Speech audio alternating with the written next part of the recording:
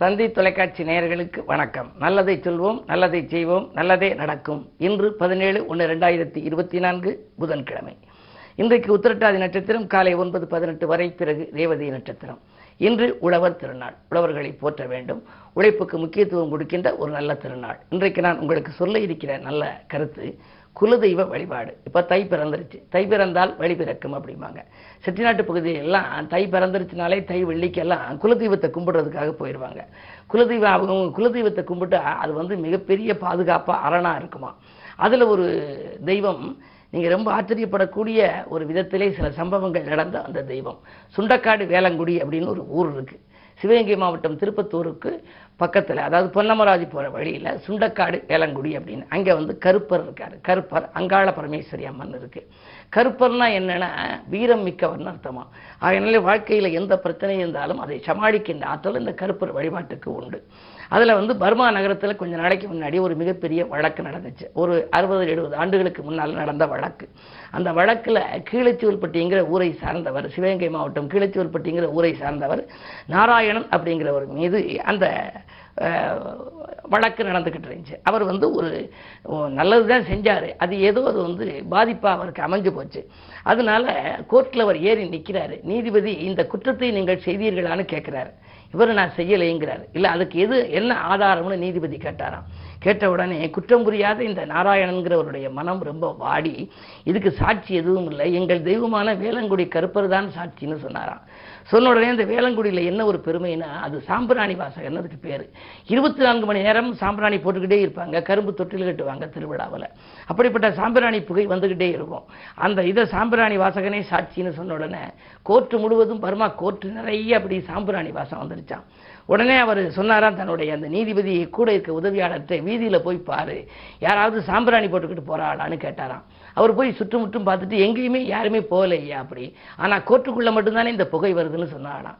அதை முன்னிட்டு சரி தெய்வமே சாட்சி சொன்னிச்சுன்னு சொல்லி அவர் அந்த குற்றத்தை செய்யலைன்னு சொல்லி விடுவிச்சாங்களாம். இது அப்படியே ஒரு அங்கே உள்ள ஒரு போர்டில் எழுதி போட்டிருக்கு. என்ன எழுதியிருக்கு அப்படின்னா, மூவேந்தர் தனில் சோழ மண்டலத்தில் முடிசூட மகுடம் தந்த வணிகர் தம்மில் பாவேந்தர் போற்றும் எங்கள் முத்தப்பன் வாழ் பதிவாழும் கிருஷ்ணப்பன் நாராயணனுக்காக தாவேந்து பரி ஏறி கடலும் தாண்டி. குதிரை தான் அதுக்கு வாகனம், பரியினா குதிரை, குதிரையில் வருவார் கருப்பர். தாவேந்து பரி ஏறி கடலும் தாண்டி சாம்பிராணி புகை காட்டி சாட்சி சொன்ன மாவேந்தர் நீதிபதி போற்றும் எங்கள் மாண்புமிகு கருப்பண்ணனை மனதில் வைப்போம்னு இங்கே கல்வெட்டில் இருக்கு. ஆக இப்படிப்பட்ட அபூர்வமான அந்த தெய்வம், இப்படிப்பட்ட தெய்வங்கள் எல்லாம் ஏராளமாக மக்களுக்கு தெரியாமலும் இருக்கிறது, தெரிந்தும் இருக்கிறது. குலதெய்வ வழிபாட்டிலே நீங்கள் ஆர்வம் காட்டினால் உங்களுடைய வாழ்க்கை வளமாகும் என்ற நல்ல கருத்தை தெரிவித்து இன்றைய ராசி பலன்களை இப்பொழுது உங்களுக்கு வழங்கப் போகின்றேன்.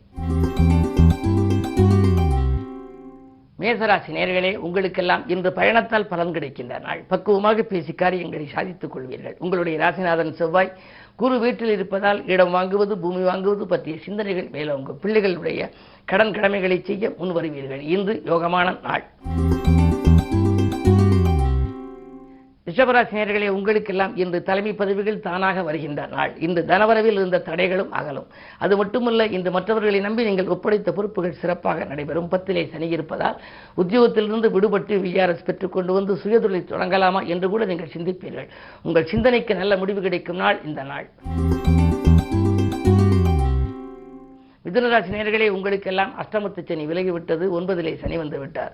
ஒளிமயமான எதிர்காலம் உங்களுக்கு காத்திருக்கிறது. தை பிறந்து விட்டது. எனவே இன்று நீங்கள் செய்கின்ற முயற்சியிலெல்லாம் உங்களுக்கு வெற்றி கிடைக்கப் போகின்றது. உங்கள் எதிர்பார்ப்புகள் நிறைவேறும். கடகராசி நேயர்களே, நீங்கள் அஷ்டமத்து சனி வந்தாலும் கவலைப்பட வேண்டாம். இன்று உங்களுக்கு குரு பார்வை 2ஆம் இடத்திலும் பதிகிறது, 4லும் பதிவதால் உடல் ஆரோக்கியமாகும். உற்சாகத்தோடு பணிபுரிவீர்கள். உடன் இருப்பவர்கள் உறுதுணையாக இருப்பார்கள். கடன் சுமை குறைய புதிய வழிபிறக்கும். எடுத்த முயற்சிகளிலும் உங்களுக்கு வெற்றி உண்டு. சிம்மராசி நேயர்களே, உங்களுக்கு சந்திராஷ்டமம். எதை செய்தாலும் யோசித்து செய்ய வேண்டிய நாள். வீட்டில் உள்ளவர்களாலும் விரயம் உண்டு. பக்கத்தில் உள்ளவர்களும் பக்கபலமாக இருக்க மாட்டார்கள். வாங்கல் கொடுக்கல்களில் சிக்கல்களும் சிரமங்களும் வரலாம். மிக மிக மிக கவனம் தேவைப்படுகின்ற நாள் இந்த நாள். கன்னிராசி நேயர்களே, உங்களுக்கு எல்லாம் விட்டுக் கொடுத்து செல்வதன் மூலமே விருப்பங்கள் நிறைவேறுகின்ற நாள். தட்டுப்பாடுகள் அகலும், தடுமாற்றங்கள் அகலும் என்றாலும் கூட இனம் புரியாத கவலை மனதிலே இருக்கும். காரணம், ஜென்மத்திலே கேது, 7லே ராகு. நீங்கள் குலதெய்வ வழிபாடும் வைத்துக் கொள்ள வேண்டும், சர்ப்பதெய்வ வழிபாடுகளையும் வைத்துக் கொள்ள வேண்டும். வழிபாட்டினால்தான் இன்றைய நாள் உங்களுக்கு இனிய நாளாக அமையும். துலாம் ராசி நேயர்களே, உங்களுக்கு ஆரோக்கியத்திலே கவனம் செலுத்த வேண்டிய நாள். அடிக்கடி பிரச்சனைகள் உங்களுக்கு வந்து கொண்டே இருக்கும். விரயஸ்தானத்தில் கேது இருப்பதால் வீண் விரயங்களும் வரலாம், சுப விரயங்களும் வரலாம். பிள்ளைகளாலும் பிரச்சனை ஏற்படுகிறது என்று கவலைப்படுவீர்கள். பிள்ளைகளை உங்கள் மேற்பார்வையில் வைத்துக் கொள்வது நல்லது. புதிய முயற்சிகளில் கொஞ்சம் மாலை நேரத்திற்கு மேல் ஈடுபட்டால் மகிழ்ச்சி கூடும். விருச்சிக ராசி நேயர்களே, உங்களுக்கெல்லாம் சந்தித்தவர்களால் சந்தோஷம் கிடைக்கின்ற நாள். நீங்கள் சிந்தித்த காரியங்களில் எல்லாம் உங்களுக்கு ஜெயம் கிடைக்கும், புகழ் கூடுகின்ற நாள். சுக்கிரபலம் நன்றாக இருப்பதால் ஆடை ஆபரண சேர்க்கை உண்டு. இல்லத்தில் உள்ளவர்களும் உங்கள் உள்ளத்தில் உள்ளவர்களும் நல்லது நினைக்க உங்களுக்கு இன்று நல்லதே நடக்கும். அது மட்டுமல்ல, தெய்வீக சிந்தனையும் மேலோங்கலாம். நாளிலே சனி இருந்து 10ஆம் இடத்தை பார்ப்பதால் தொழில் வளம் சிறப்பாக இருக்கிறது. தொழில் அபிவிருத்தி, உத்தியோக அபிவிருத்தி என்று சொல்லிக்கொண்டே செல்லலாம். ஆக இன்று வருமானம் உயர்ந்து வளம் சேர்கின்ற நாள் என்றே கருதுங்கள். தனுசு ராசி நேயர்களே, உங்களுக்கு செவ்வாய் பலம் புதனோடு இணைந்து ராசியில் இருக்கிறது. விரையாதிபதியாக இருப்பது 5ஆம் இடத்திற்கு அதிபதியும் செவ்வாய் என்பதனாலே பிள்ளைகளால் விரயம் உண்டு.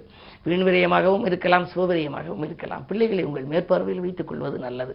குரு பார்வை உங்கள் ராசியில் பதிவதனாலே குரு மங்கள யோகம் இருப்பதாலே கூடியவரை பிள்ளைகள் வழியில் நல்ல விரயங்களே உங்களுக்கு வரும் என்று சொல்லலாம். குறிப்பாக அவர்கள் எதிர்கால நலன் கருதி நீங்கள் ஏதேனும் திட்டமிட்டால் அது நடைபெறும். கல்யாண காரியங்களை கருதி அதற்கான விலை உயர்ந்த பொருட்களை வாங்குவதற்கு முன்னிட்டு நீங்கள் ஏதேனும் செலவிடக்கூடிய சூழல் கூட உண்டு. இன்று உத்தியோகத்திற்கு கூட உங்களுக்கு நல்ல வாய்ப்புகள் வரலாம். மகர ராசி நேயர்களே, ராசியிலேயே சூரியன் இருக்கின்றார். தெய்வீக சிந்தனை மேலோங்கும். திருமண வாய்ப்புகள் போன்றவர்கள் கைகூடலாம். குடும்பத்தில் நல்ல சம்பவங்கள் நடைபெறும். உத்தியோகத்தில் நீங்கள் இதுவரை இருந்த இடையூறுகள் அகலும். சக பணியாளர்களின் தொல்லைகள் அகல நீங்கள் மேலதிகாரிகளின் ஆதரவோடு இன்று செயல்பட போகின்றீர்கள். இந்த நாள் உங்களுக்கு இனிய நாள். கும்பராசி நேயர்களே, உங்களுக்கெல்லாம் பொதுநல ஈடுபாடு அதிகரிக்கின்ற நாள். புகழ் மிக்கவர்கள் அருகிலிருந்து உங்களுக்கு ஆதரவு தருவார்கள். மேலதிகாரிகளின் கோபத்திற்கு ஆளாகி இதுவரை சில சிரமத்தில் இருந்த உங்களுக்கு இப்பொழுது மேலதிகாரிகள் வேறு இடத்திற்கு மாற்றப்படுவார்கள். உங்களுக்கு நல்ல பலன்கள் கிடைக்கப் போகின்றது. உத்தியோகத்தில் உங்களுக்கு கேட்ட சலுகைகளும் கிடைக்கும் விதத்திலேயே அதிகாரிகள் இருப்பார்கள். அது மட்டுமல்ல, 2இல் ராகு இருப்பதால் இன்று பொருளாதாரமும் சிறப்பாக இருக்கிறது. மீனராசி நேயர்களே, இன்று சந்திரனோடு ராகு இருக்கின்றார். மனக்கவலைகள் கொஞ்சம் அதிகரிக்கலாம். தொட்ட காரியங்கள் வெற்றி பெற உங்களுக்கு வழிபாடுகள் தேவை. கொஞ்சம் தாமதமாகத்தான் இருக்கும். தலைமையின் நம்பிக்கைக்கு பாத்திரமாக விளங்கிய உங்களுக்கு உத்தியோகத்தில் சில இடையூறுகளும் கூட வரலாம். ஜென்மத்தில் ராகு 7லே கேது என்பதால் ராகு கேதுக்களுடைய ஆதிக்கம் மேலோங்கி இருக்கிறது. விரைவில் நீங்கள் சர்ப்பசாந்தி பரிகாரங்களை செய்து கொள்வதன் மூலம் சந்தோஷத்தை தக்க வைத்துக் கொள்ளலாம். மேலும் விவரங்கள் அறிய தினத்தந்தி படியுங்கள்.